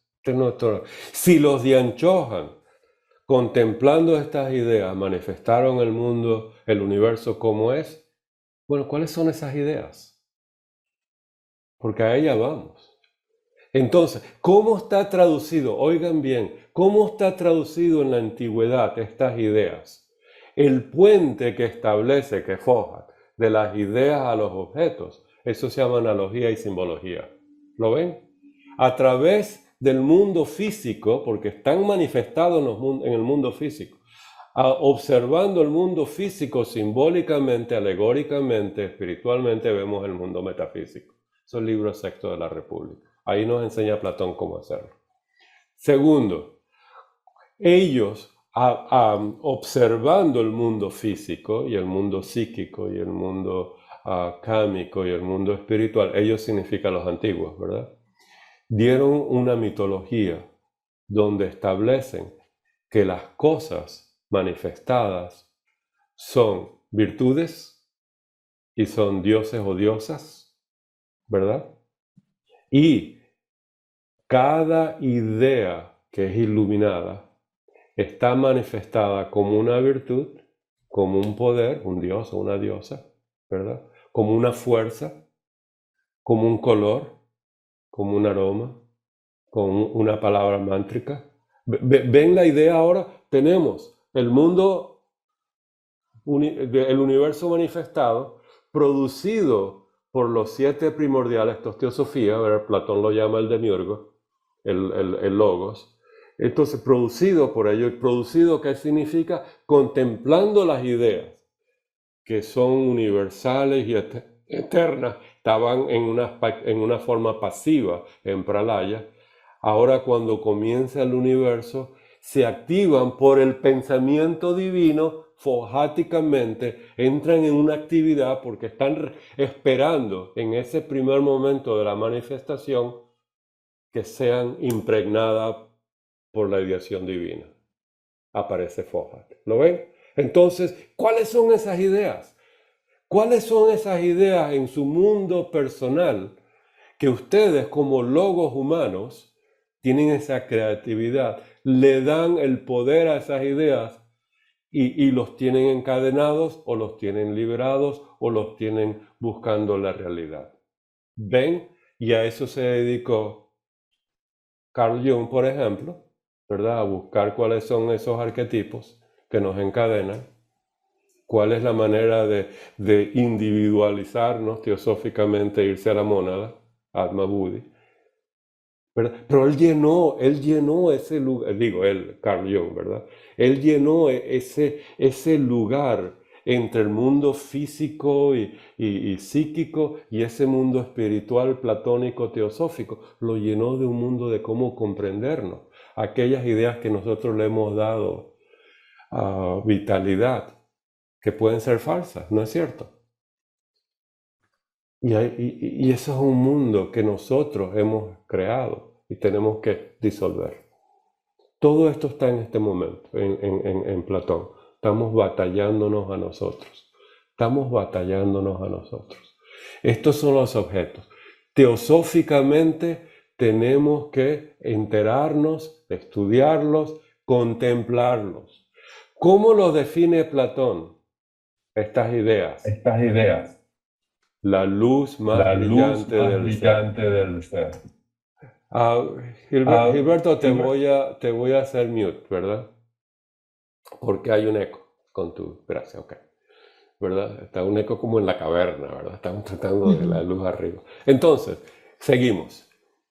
Estas ideas son luminosas, nos dice Platón. No se pueden poner en un objeto. Sin embargo, cuando se ven plasmadas en el universo, las vemos plasmadas en el universo. La idea de la justicia, de la belleza, del amor, de la bondad, del bien, ¿verdad? La idea de la armonía, la idea de etcétera, etcétera, etcétera. Todas esas ideas, ¿verdad?, están plasmadas en todas las cosas. Entonces, viendo una manzana bella, ahí vemos ideas extraordinarias, cómo el universo se ha plasmado. Y entonces esa idea de la belleza, ese poder, esa fuerza, ese magnetismo, lo llamaron los romanos a Venus, ¿verdad? La diosa Venus, ¿verdad?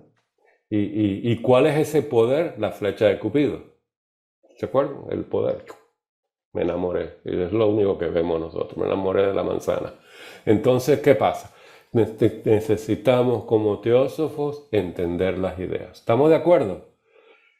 Y cuando lleguemos al tema que Platón presenta las ideas, podemos estudiarlas. ¿Qué idea nos presenta la doctrina secreta que los Dian Chohans, los primeros 7 Dian Chohan, ¿verdad?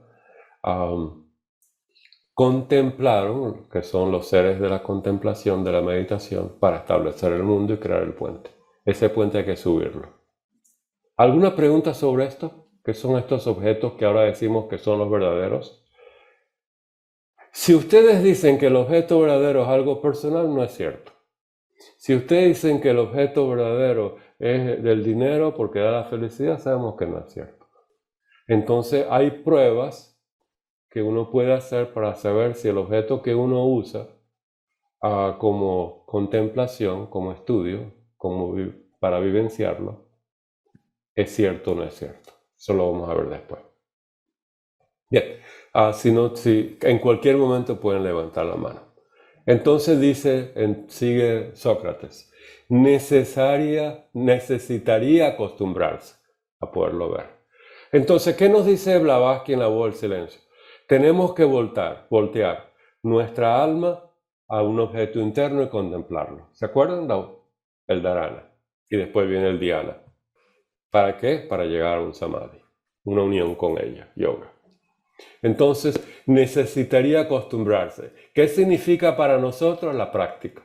Práctica diaria de la concentración del dharana. ¿Saben lo que es el dharana? Por supuesto. ¿Cuántas conferencias de La Voz del Silencio no han asistido y no han dado? Miles. Y la primera instrucción es hay que saber lo que es el dharana. Así que todos lo sabemos ya, ¿verdad? Todo el dharana está así, ¿verdad? Como va uno a un templo budista y están todos en dharana. Así estamos nosotros. ¿Es cierto, verdad? No. ¿Por qué? Porque somos intelectuales. Podemos describirlo lindamente. pero lo practicamos 10, 15 horas al día como en un templo budismo. No, ¿por qué? Porque no vivimos en un templo budista, no vivimos en un ashram vedantino, tenemos familia, tenemos un trabajo, tenemos que pagar esto, tenemos que... No es cierto. Entonces es nuestra responsabilidad. Y eso hay que aceptarlo y hay que decir, bueno, estas son mis limitaciones, me he puesto estas cadenitas en este momento y ahí vamos poquito a poquito. Hay que estudiarse a uno mismo, y tener una representación lo más perfecta que pueda de esto. Entonces, necesitaría acostumbrarse para poder llegar a mirar las cosas de arriba. Este es el trabajo de meditación. ¿Estamos de acuerdo? Ver esas ideas necesarias para que el universo se establezca, se manifieste de la manera que se ha manifestado, ¿verdad? Que es ideal. Ahora, el universo arriba es ideal, el universo abajo es la caverna, ¿verdad? ¿Estamos bien? ¿Ok? De Keter a Malhut en Kabbalah, del primer Sefirot al último Sefirot. Vamos del cielo a la tierra, ¿verdad? De arriba abajo, ¿verdad? Con los pies en la tierra miramos el cielo. Esa es la contemplación. Entonces, lo que viene ahora es lo más importante para comprender nuestros destellos. No vamos a decir que estamos caminando fuera de la caverna todavía, pero sí hemos tenido muchos destellos. Es diario estos destellos, pero no tenemos el mundo manásico que los acepte todavía, todos los destellos. ¿Por qué tenemos destellos diarios? Porque Atma Buddhi y la parte de arriba de Mana, ahí es donde vive, en ese mundo ideal de las ideas, ¿verdad? Ahí está. Entonces, fíjense bien, vamos a contar las etapas de arriba. ¿Estamos de acuerdo? Eso es lo que vamos a hacer. Estamos fuera de la caverna y vamos a contar las etapas. Bien, etapa primera. ¿Cómo sabemos que es la etapa primera? Nos lo dijo Sócrates en primer lugar. Eso es uno. Ahí es uno. No hay manera de perderse. Entonces dice, ¿qué es? Estamos arriba, recuerden. Entonces, en primer lugar, vamos a llamar a esto sticky notes. 1. Este es el primer. En primer lugar. Mire, el que quiere algún día mi libro de esto con mis notas para que ustedes le agreguen las notas suyas, me la piden y se las doy. En primer lugar, ¿qué ocurre en el primer lugar? Lo más fácil es una analogía con lo de abajo. Las sombras siempre son más fáciles. ¿Lo ven? Las sombras siempre son más fáciles de verlas porque no hay encandilamiento. Entonces, ¿qué sombras son estas ahora? Son las sombras del sol, que es la luz verdadera, que ya vamos a estudiar lo que es la luz verdadera, él mismo lo explica. Alumbrando las ideas, vemos los arquetipos de las ideas. Estas sombras ahora son los arquetipos de las ideas. Vamos a ver la manzana. Cuando ustedes van a comprar una manzana, lo que están viendo con los ojos físicos es la manzana física, que es el resultado del proceso descrito en la doctrina secreta. No sé, mire, aprendan a describir este proceso. Los primeros 7, los Dhyan Chohan, contemplando las ideas, y yo le agrego como Platón preexistente, y Blavatsky lo dice después, preexistente en la mente divina, Mahat, el alma universal, ¿verdad? El Fohat aparece, el puente entre las ideas y la materia aparece en una manera septenaria, 7 planos, las cosas físicas se manifiestan. Busquen las palabras con que ustedes mismos expresen esto así, y que sean sus palabras, pero que encierra esta idea, porque entre más la expresan, más entienden esta idea que es la naturaleza. Esto es el mundo manifestado. ¿Estamos de acuerdo? Este es el proceso místico más elevado que podemos comprender en el Proemia. Ahí vamos. Entonces, lo primero, cuando vemos la manzana, vemos una manzana física. ¿Qué nos dice Platón? Que el filósofo para nosotros, el amor, el que tiene el amor a la sabiduría. El teósofo, aquel que estudia la sabiduría. Fíjense, amor a la sabiduría, estudiante de la sabiduría divina. ¿Qué es? Dice Platón que tiene que ver detrás de esa manzana física su arquetipo. Esas son las sombras. Porque todos los arquetipos es el uno. Es el arquetipo número 1, que es el 1. Para nosotros es el 1. ¿Lo ven? El 1. Para Platón el 1 es el bien, o el 1. El 1 o el bien es el 1. Para nosotros es la raíz de todo. Detrás de la raíz de todo está lo absoluto, que no es una cosa, no es un Dios. Lo absoluto. ¿Lo ven? Platón le da la palabra en inglés, es decir, le leo yo, sachtes. Aquello, quizás, aquello, pero con nes, tiene la cualidad de lo absoluto. La absolutidad, le dice Blavatsky también. Ok, primer lugar, con mayor facilidad veo sus sombras. Recuerden, sombras arriba, arquetipos en plural. ¿Lo ven? Ven el arquetipo de la manzana, ven el arquetipo de los seres humanos, ven el arquetipo de los árboles, de los planetas, de todas las cosas. Cuando ven el arquetipo los ilumina y les da, ¿qué? Sabiduría arquetípica. Entienden lo que es la manzana, entienden sus proporciones, entienden su función, entienden su ciclo, entienden su propósito en la vida. ¿Lo ven? Esa es la iluminación completa de un arquetipo que nos da. Eso es Prajnaparamita. Entonces, bien, primero, estamos arriba, ya hemos batallado los demonios que nos impidieron subir.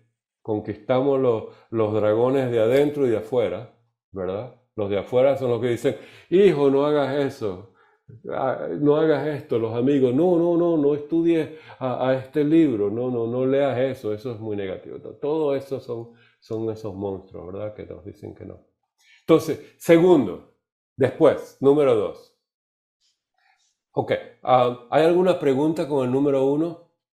¿Entienden lo que es las sombras afuera? Y yo lo describí como arquetipos, ¿verdad? Ya esto es algo verdadero. Pero no es lo 1, pero es verdadero. ¿Lo ven? Ok. Segundo, después las figuras de los hombres y los otros objetos. Número 2, las figuras. Ya cuando vean las figuras, ya pasaron de ver que hay una idea que describe, que impregna, que está funcionando, operando, iluminando a las cosas, ya ven la figura numérica, geométrica y en 3 dimensiones, ¿verdad? Ya la ven. Ya están recibiendo esa iluminación. Por favor, cuando tengan un destello, vean qué tipo de destello es. Aquí están descritos esos destellos. Esto es lo más precioso, este párrafo del misterio que nos está dando Platón en la alegoría de la caverna. Bueno, voy a leerlo completamente primero. Necesitaría acostumbrarse. Lean esto muchas veces para poder llegar a mirar las cosas de arriba. De arriba, estos son los objetos que decíamos que eran verdaderos. Y después, las figuras de los hombres, el arquetipo de los hombres, Adán Kadmon, el Cristo, la idea del Buda, la idea de Quetzalcóatl, ¿verdad?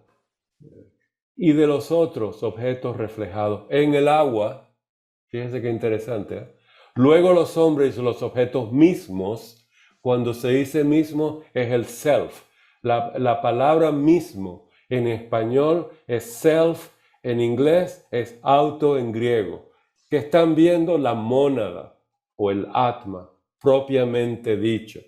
Lo ven ahora como destello de Parabrahma. ¿Se acuerdan en la clave de la teosofía? No se les olvide estudiar la Constitución Septenaria en la sección sexta de la clave de la teosofía, donde nos dice Atma es un rayo de Parabrahma, de lo absoluto. Entonces, luego, estamos contando, ¿verdad? Después, Luego, ya estamos en el tercero, diría yo. Los hombres, esta es la idea del ser humano, el Adán Kadmon, a los que les gusta la Kabbalah. No sé si les gusta la Kabbalah. Y los objetos mismos. Objeto mismo es el self, el como son en realidad, ¿verdad? A continuación, la siguiente, ya perdí el número, quizás 4, a continuación contemplaría de noche todavía no estamos directamente, ¿verdad? Lo que hay en el cielo y el cielo mismo, mirando la luz de los astros y la luna más fácilmente. Que vamos a terminar en el sol y la luz del sol. Ok, entonces tenemos en el noche tenemos las ideas del cielo mismo, que esto es algo. ¿Qué idea arquetípica representa el cielo y el cielo mismo? ¿Qué representa la luz de los astros? ¿Qué representa la luna? Entonces son ideas arquetípicas, recuerden, más avanzadas, y al final la luz del sol y el sol mismo. Fohat y el mismo, el uno, ¿verdad? El sol representa el bien y el uno. Esto lo vamos a dejar para la próxima reunión. En este párrafo, hagan una cuentita, una listita, de todos los tipos de destello que existen, de diferentes luces que van descendiendo en los niveles de arriba, que esto es lo más extraordinario de Platón, los niveles de arriba. ¿Cuántos contaron? No digan ahorita, lo vamos a ver la próxima semana. Este es el trabajo de casa para la próxima. Contar esto y no solamente contar eso, ver en los destellos que han tenido ustedes si tienen alguna relación con esto. En otras palabras, ¿vieron un deslumbre? Es el primero.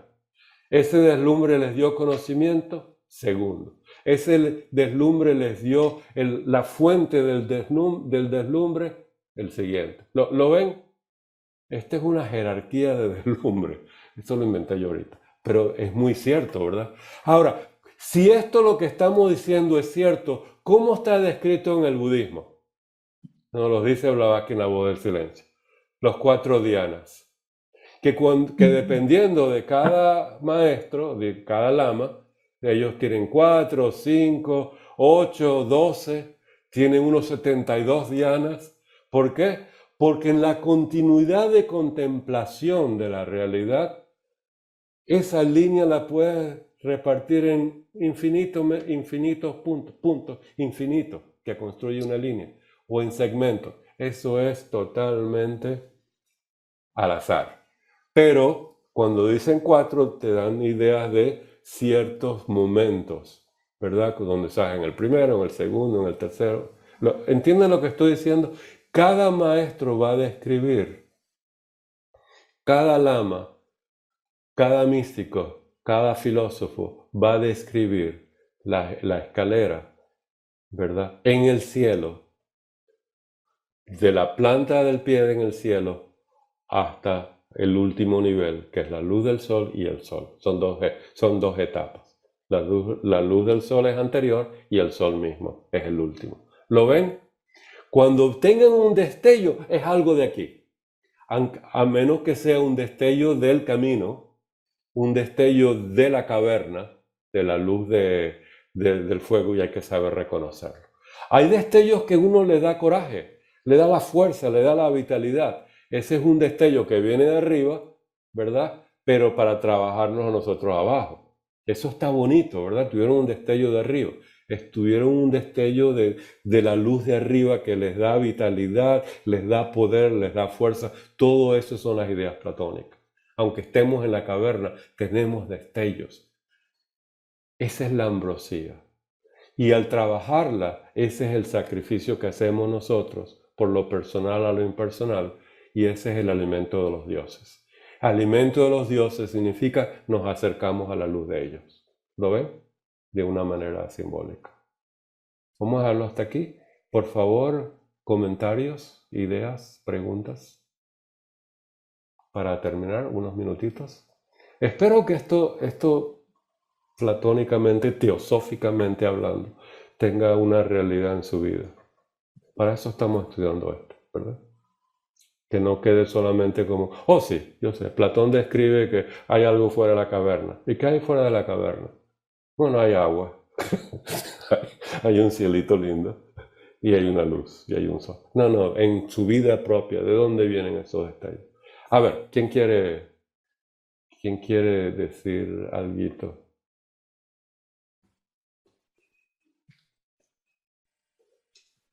Ok, yo espero... Oh, Felipe, por favor, gracias. Y buenas.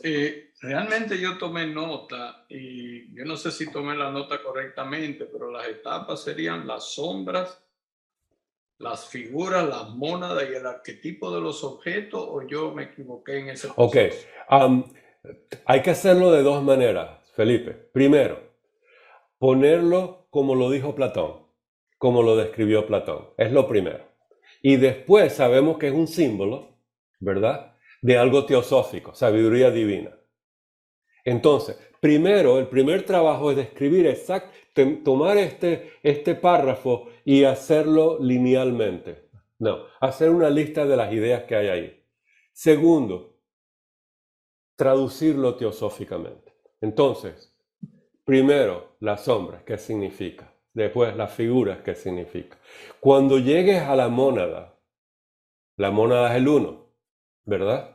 Entonces ya sabemos que estamos en el sol, ¿verdad? Pero el sol es uno y la mónada es dos. Entonces, ¿cómo traduce? Aquí viene la comparación y contrastar la idea de Platón con la idea de Blavatsky, y ella se tomó mucho tiempo en la clave de la teosofía para comparar y contrastar a Platón con la teosofía, porque Platón es lo más importante que tenemos en el occidente. Entonces, de lo que vino en el occidente. Entonces, ¿qué hace Blavatsky? Dice, Platón decía el nous, esto en teosofía significa esto, eso está en esta sección que estamos estudiando de los jueves, aquí en inglés, donde Blavatsky dice, entonces, Platón, la mónada de nosotros para Platón es esto. Entonces, cuando estamos en la mónada, estamos en el 1 o en el 2, depende. Si la tomas pitagóricamente es el 1 y es el sol. Si la tomas teosóficamente es Atma Buddhi, ¿verdad?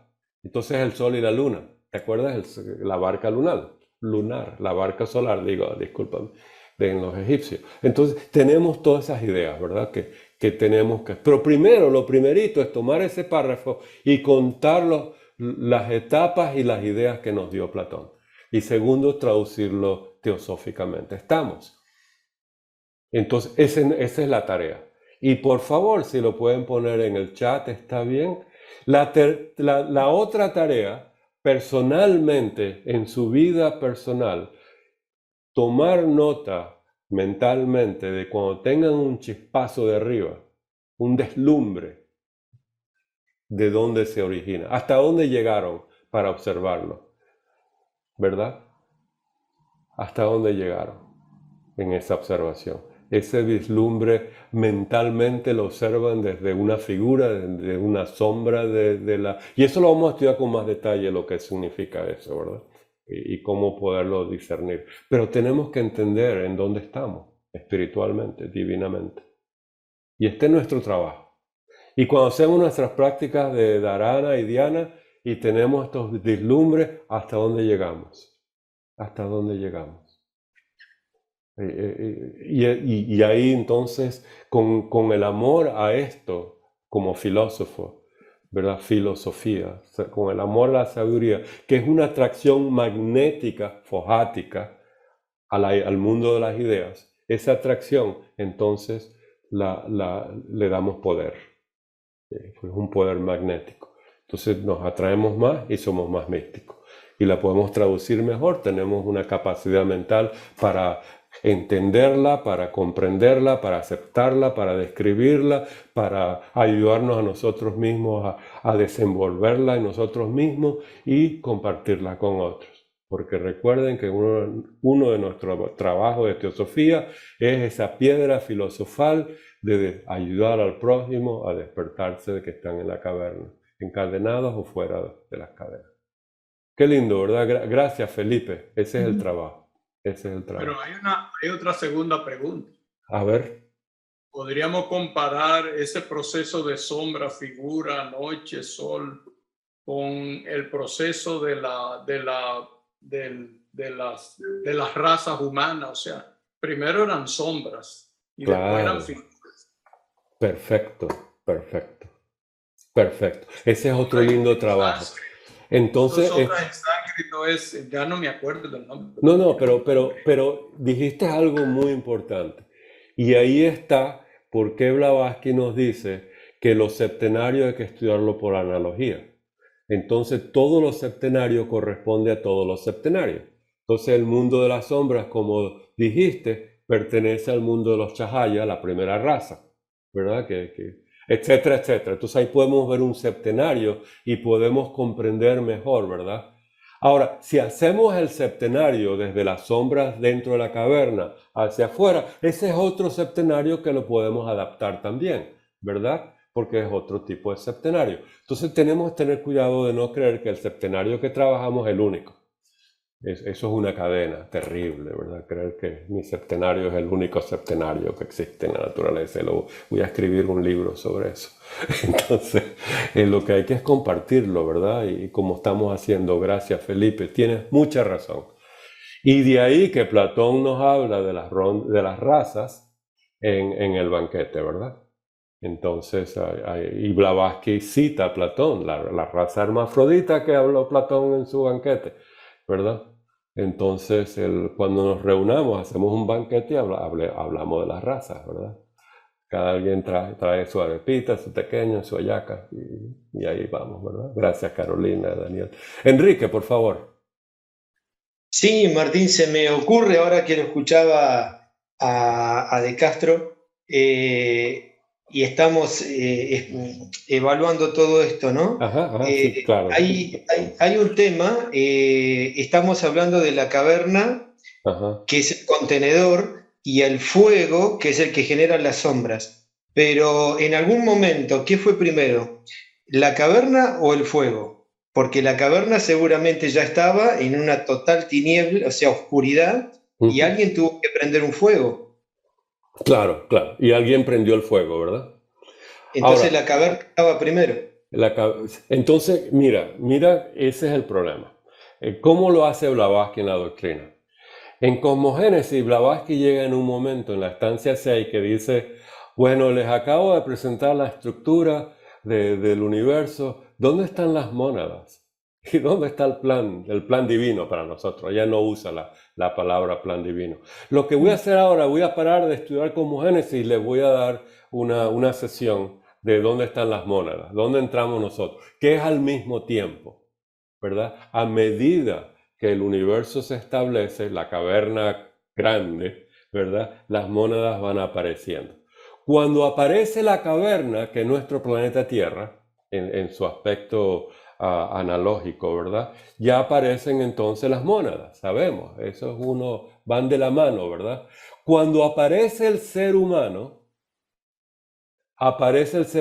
como Chahaya, como sombra, ¿verdad? Y no puede ver, no tiene inteligencia todavía, ¿verdad? Entonces aparece una caverna, pero somos Chahayas, porque es doble H, ¿verdad? Chahaya, en sánscrito. Entonces estamos ¿se acuerdan cómo yo imito el Chahaya? Ahí vamos, no vemos, no tenemos sentido. Y si me tropiezo con Emilio, ni sé qué es Emilio. Y Emilio dice, ahí vamos, ¿verdad?